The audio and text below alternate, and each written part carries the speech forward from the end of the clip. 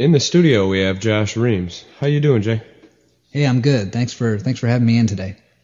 Let's talk about some of the material we've been grooving to. Why these songs?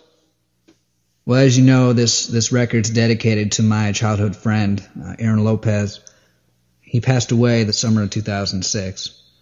We grew up playing a lot of this stuff together, the first half of the record in particular, so this material is special to me. Music must have played a big influence on you guys. Yeah, it certainly did. And to talk a little bit about growing up, we only lived a few blocks away from each other, and kind of our common meeting ground was the YMCA. I live right behind it, so we'd play basketball every day, all day. And then after the Y would close, we'd go back to my place and watch MTV literally all night long. Music in the Y, I guess, was kind of our life growing up. Sounds like you guys had a lot of common interests. You know, we did. We were kind of b-ball players by day and rock and rollers by night, you could say. You know, we had similar lives. We both grew up in single-parent homes. We were both the only child. We didn't really have a tough life. We weren't poor, but we didn't have an easy life either. You know, with single parents, they were working all the time, so we were kind of left to figure it all out on our own, to kind of figure out who we were and who we wanted to be and how the world turned and how the world worked and figure out what our place was in the world. We were kind of just left to do that on our own. And, you know, we found that music was our guide for doing that. Absolutely. Yeah. You know, it gave us permission to be who we wanted to be. I mean, I guess you could say that anyway. Now, when was this? This would have been in the late 80s, early 90s, adolescents, 10, 11, 12 years old. From the material here, it sounds like Guns N' Roses played a big influence on you guys. Yeah, they definitely did. The reason why we watched so much MTV was because we were waiting for something good to come on. Something that spoke to us. Everything at that time was glam metal, hair metal was really big, and the Cinderellas and the Poisons, Motley Crue, those types of bands. The 80s kind of techno, synthesized, driven type music was starting to fade out. And then from that came the new evolution of mainstream pop music that we have today. Rap was just starting to kind of come to the forefront of mainstream and to get popular.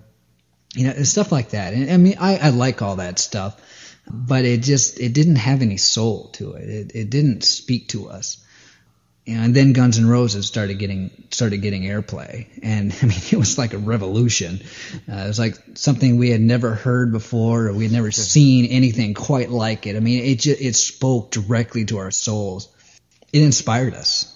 Slash maybe want to pick up a guitar, and then Aaron wanted to play too, so he picked up a bass guitar.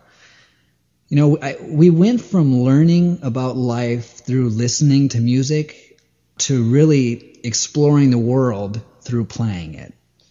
That's pretty cool. Did you guys play a lot of Guns N' Roses stuff? We did, because of me, I think. Aaron was never, Aaron was never a huge fan. I mean, he liked them, but for me, they were the catalyst that really got me and Aaron into playing music. I mean, I wanted to be Slash so bad. I grew my hair out. I mean, I had hair past my shoulders. My mom was cool with it, so she got me a leather jacket, and she bought me a Les Paul guitar just like Slash's. My walls in my bedroom were literally covered with GNR posters. I'm serious. You couldn't see the wall. It was covered with posters. And I read all the magazines to stay up on them, all that kind of stuff that you do. Yeah. So, they were really just what pushed us into playing. So we started a little band, a couple of us kids, and we'd play down in my basement until all hours of the morning, all through the night until early morning, and at noise levels I know my neighbors really didn't appreciate. I'm sure they did. So tell me about some of the song choices here. Yeah, I chose these particular songs because a lot of them, like I said earlier, were songs that we grew up playing together, or that we tried to play anyway. And, the songs all have either lyrically they speak to a specific memory or a specific thing about Aaron, or just in general the theme of the song is about Aaron. Do you want to talk about any specific track? Well, a couple of them. And Knocking on Heaven's Door, I guess, is that's a pretty obvious one.